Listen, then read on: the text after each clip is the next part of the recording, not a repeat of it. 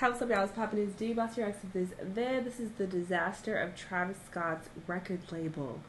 I didn't even know he had a record label, let alone artists. Who's under him? Who have he signed? I don't know. But let's see why it's a disaster. Let's watch. What's poppin', y'all? What's poppin'? Travis Scott's record label, Cactus Jack, has been having a terrible week, littered with poorly performing albums, alleged fake views by the millions to one of his artists, and the last one releasing, but I wouldn't have known about it had I not been working on this video. Cactus Jack was started by Travis Scott in 2017 as his own label to sign artists and producers. We're going to focus specifically on artists for the sake of this video. The first attempted signee, while we haven't gotten whether or not it was actual paperwork involved, was none other than Smoke Perp.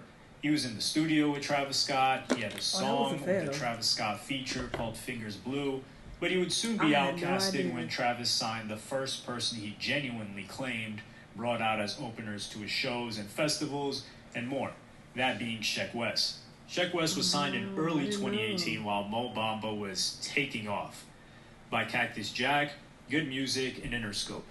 This is where things need some simplifying. All of Cactus Jack's signees, while on the same label and underneath Travis Scott, are on different labels at the same time. Cactus Jack isn't an actual label that has a direct deal with distribution for all of its artists, or with its own distribution. Similar to Quality Control, who Lil Baby, the Migos, and Yachty are on, they team up with Motown and have an exclusive deal for all of their artists to be distributed through Motown. Cactus Jack doesn't have an exclusive distro deal with any label. So Sheck Wes was jointly signed to Good Music and Cactus Jack, but they opted to have him distributed and supported by the major label Atlantic Records. This is important when we get to other individuals later. This was largely a success. For several months, Sheck Wes continued on a sky-high upward trajectory, announcing his debut album Mud Boy, slated for release in October of 2018. This was the lead-up to the release of Travis Scott's highly anticipated Astroworld album, during which he signed Houston rapper and artist Don Toliver to Cactus Jack, but distributed through Atlantic Records.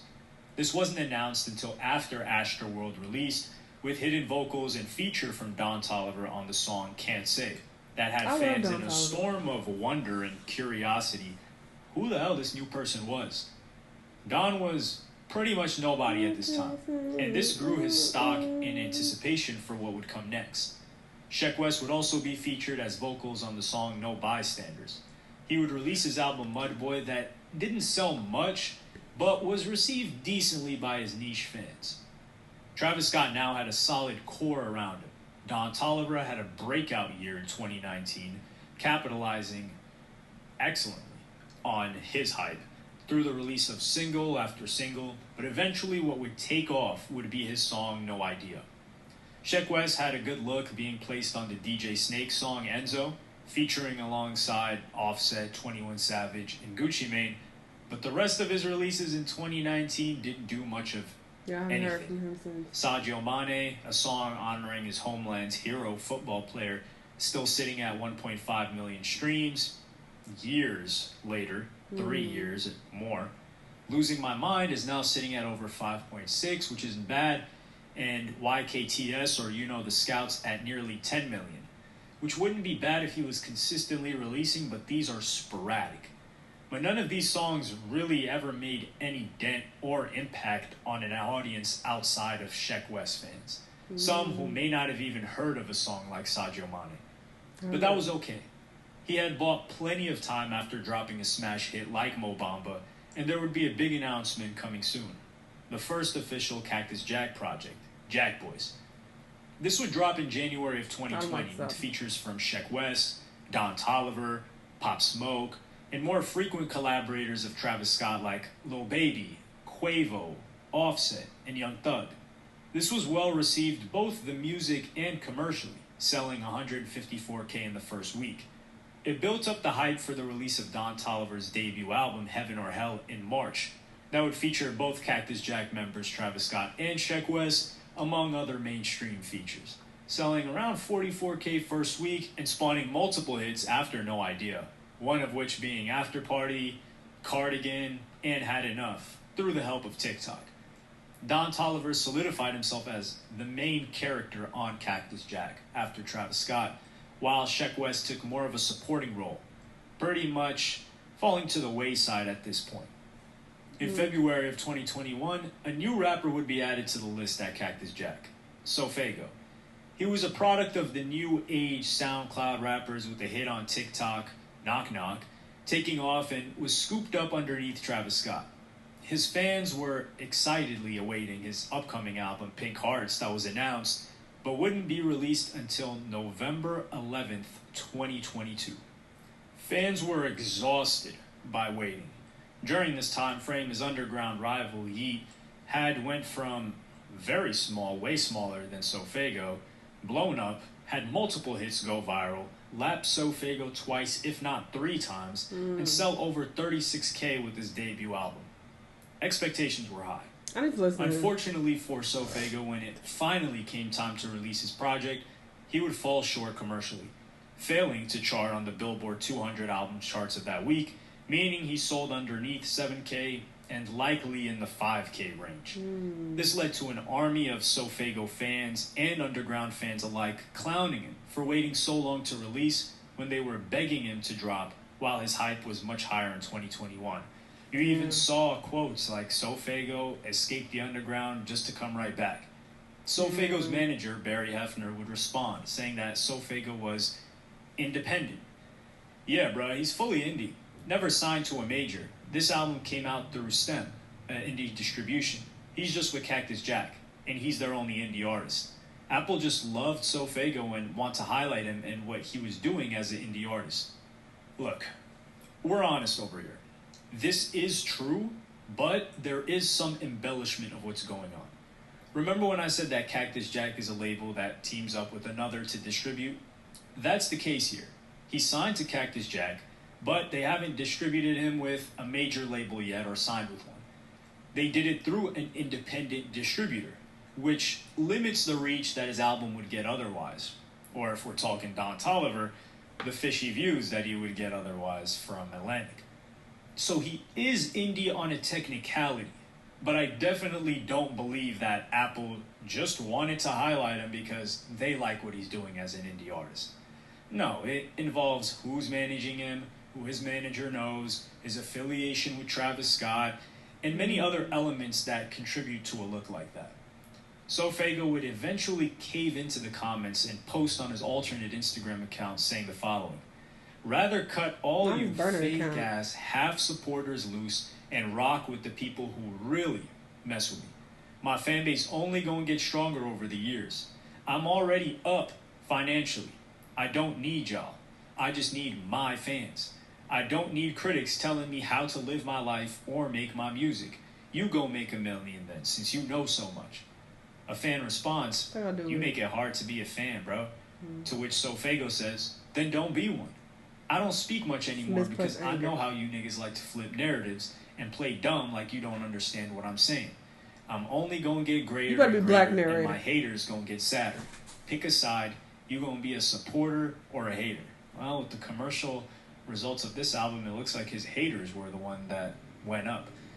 What is it that SoFaygo wanted? These people were genuinely fans of his, and they're voicing their frustration. They waited almost 2 years, maybe even more, for you to release a project, and it sold poorly because you didn't capitalize on your hype. Perhaps there are behind-the-scenes reasons for why you weren't able to do that, which I don't believe is the case. I think it was SoFaygo holding himself back. They're frustrated and voicing their frustration because they want you to win. I dislike when certain artists want fans to just blindly follow, obey, and support any and every decision that they make. This is very Kid Cudi-esque behavior. And it's understandable. It's like, if you don't do that, then you're not a real fan, so fuck you. It's like, that's not how this works, nigga. For SoFaygo. He's young. He's new to the game. And this is likely the first wave of hate he's ever gotten. And used to people just saying he's an amazing artist, he's next up, etc., etc. It's hard for them to be a fan because when they're trying to support you on social media, they're getting clowned by other fans of artists who are your peers or competitors or even supposed to be beneath you in popularity. Like, imagine being a SoFaygo active fan on Twitter. It must be hell the past month. Opium fans, Playboy Carti's label, are clowning you because you're getting almost no new music, while Ken Carson and Destroy Lonely are feeding them. So you cope and say, don't worry, watch what SoFaygo does on the charts when he finally does drop. And when SoFaygo drops, you fail to even chart higher than the rappers who were consistently releasing that are supposedly underground. So your fans have zero ammo to defend themselves with now. I just think SoFaygo is so self-absorbed, not an insult. The majority of artists are this way. To even think about how his fans feel, which isn't a fair exchange. They're going to war for you every day on the digital battlefield, and their generals leaving them without direction, food, or weapons. I sent out a tweet saying, SoFaygo's album sales are proof that Playboy Carti cosign is stronger than Travis Scott's. While I will not walk this back, I do want to contextualize it a bit more. Playboy Carti stands are very cult-like and much smaller than Travis Scott fan base. Despite him not having done a feature publicly for any of his artists or had them appear on any of his projects or songs, Playboy Carti that is, they accumulated a strong base of listeners. Travis Scott is such a bigger brand and artist and such a wider range of fans that he needs to do something public to make his cosign official. That isn't just signing someone or being seen in a photo with them on Fashion Week. SoFaygo, unlike Don Toliver, didn't have a rollout with a feature on a Travis Scott album. He did come in with his own hit, which Don Toliver didn't. But I'm willing to say that his Cactus Jack cosign has yet to do much for him, which is why we should cut him some slack for the commercial performance. I listened to his project Pink Hearts and thought it was solid. Similar to what I predicted when I said he was definitely going to polish up his music to prepare it for more mainstream listeners. Everything sounded more professional. Was it worth the wait? I can't be the one to answer that because I wasn't anticipating it like his fans were. Don Toliver, however, was shaking things up when it came out that his new music video had very suspicious views. I did an entire video on Atlantic Records and their fake view allegations that you can check out on the top right cards or the description comments.